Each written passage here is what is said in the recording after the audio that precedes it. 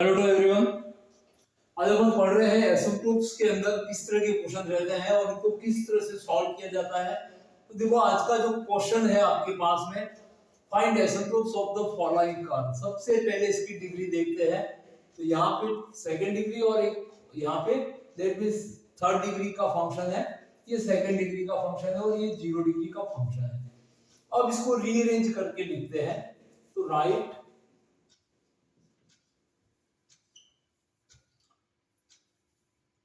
in arranged order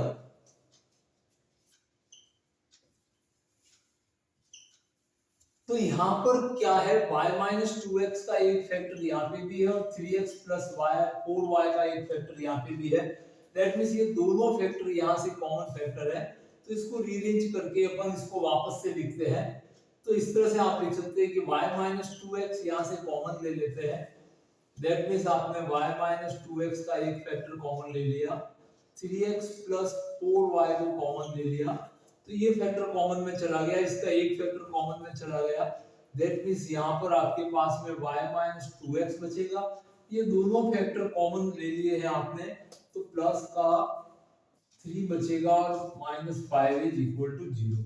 तो इस तरह से देखिए आपका जो ये कर्व है, जो गिवन कर्व था, there are three factors, that means इसकी डिग्री जो है थर्ड डिग्री का फंक्शन है f of 3 plus constant term, constant की डिग्री, जो कांस्टेंट टर्म होती है इसकी जो डिग्री रहती है ऑलवेज कितनी रहती है, 0। That means f of 3 plus f of 0 equal to 0 type का फंक्शन है।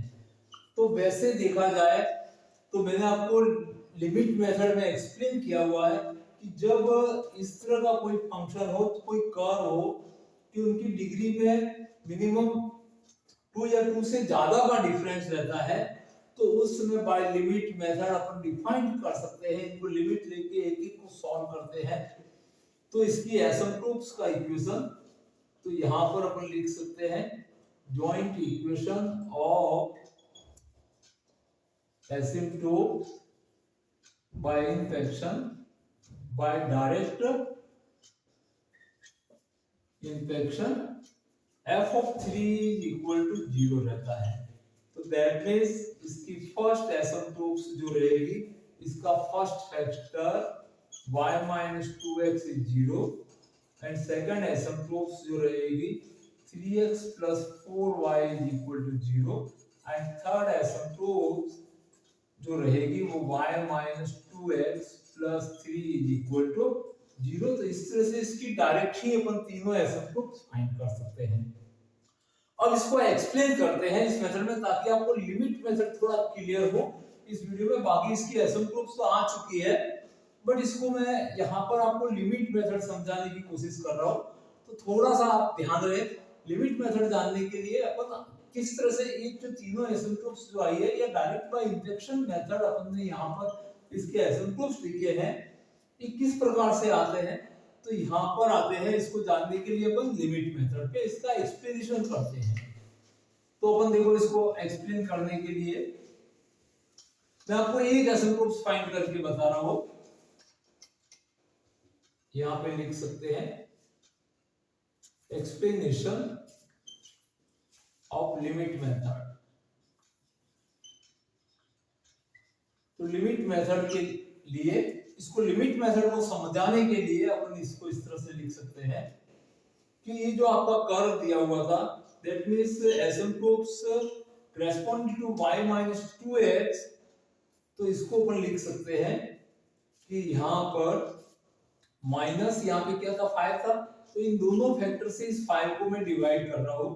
तो यहाँ पर -5 अपॉन यहाँ पर 3x प्लस 4y और y minus 2x plus 3 is equal to 0 आ जाएगा। अब यहाँ से इसके अंदर लिमिट मेथड अप्लाई करते हैं। तो यहाँ पे आप देखिए अप्लाई लिमिट मेथड। तो लिमिट मेथड के अकॉर्डिंग क्या रहता है कि limit of x tends to infinite y upon x is equal to m। यहाँ पर इस लाइन का स्लोप देखा जाए तो slope m is equal to y equal to mx form में है, mx प्लस c है, तो m इज इक्वल टू यहाँ पे माइनस का 2 है, y minus 2x, that means slope m is minus का 2 है। अब इसमें लिमिट मेथड लगाएंगे तो y minus 2x plus limit of x tends to infinite, और यहाँ पर माइनस 5 अपॉन, यहाँ से भी एक x को कॉमन लिया जाएगा, तो एक x को यहाँ से भी कॉमन लिया जाएगा, तो x square is common, then 3 plus 4y upon x, and here y upon x minus 2 plus 3 upon x is equal to 0। अब यहाँ पे होगा क्या, y upon x की जगह पे तो -2 आ जाएगा, और यहाँ पे -2 कांस्टेंट ही है, और 3 upon x, that means limit of x tends to infinite पर 3 upon x की लिमिट 0 हो जाएगी, कांस्टेंट की लिमिट कांस्टेंट ही है, और y upon x की जगह पे जहां y upon x की टर्म आ रही है वहां पर आपका स्लोप कितना है, -2 है। दैट मींस ये दोनों यहां से आपको कांस्टेंट पार्ट मिलेगा, बट स्टार्ट में यहां पर देखते हैं -5 upon x स्क्वायर, तो limit of x tends to infinite -5 upon x square, जब x का वैल्यू यहाँ पे इनफाइनाइट रखेंगे तो इसकी लिमिट का वैल्यू 0 आ जाएगा, that means this whole part 0 हो जाना है। तो आपके पास में फर्स्ट एसिम्प्टोट्स जो आया था, asymptotes 1 is equal to y minus 2x plus 0 is equal to 0, is first asymptotes is y minus 2x is 0। तो इस तरह से बाय इंफेक्शन मेथड आपको समझाया हुआ था। अब आप इसी तरह से इस फैक्टर के करेस्पॉन्ड एसिम्प्टोट्स निकालेंगे तो 3x plus 4y आ जाएगी, और इसके रेस्पेक्ट में निकालेंगे तो आपका तीसरा एसिम्प्टोट्स जो डायरेक्ट इंफेक्शन मेथड से आया था वो भी स्पष्ट हो जाता है। तो लिमिट मेथड अगर आपको समझ में आ रहा है या हमारा प्रयास सार्थक रहा है आपको लिमिट मेथड बताने का, तो आप एसिम्प्टोट्स को आराम से लिमिट मेथड से सिंपलीफाई कर सकते हैं और डायरेक्ट बाय इंफेक्शन भी लिख सकते हैं।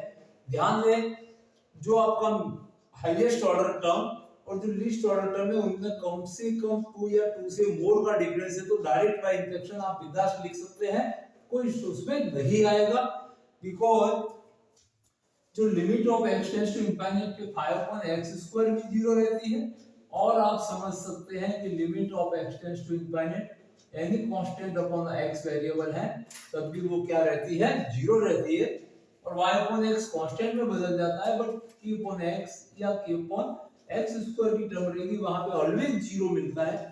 तो इसलिए अपन ऐसी सिचुएशन में इस तरह के फंक्शन जहां हाईएस्ट ऑर्डर की टर्म और उसकी प्रीवियस टर्म में जो अनदर टर्म है उसमें 2 या 2 से मोर डिग्री का फर्क हो, तो डायरेक्ट बाय इंफेक्शन मेथड आपके लिए बहुत ही बेस्ट रहता है। तो आप बिंदास बने रहिए हमारे चैनल के ऊपर। अभी तक सब्सक्राइब नहीं किया तो सब्सक्राइब कीजिए और अपने फ्रेंड में शेयर कीजिए। Thank you for watching this video.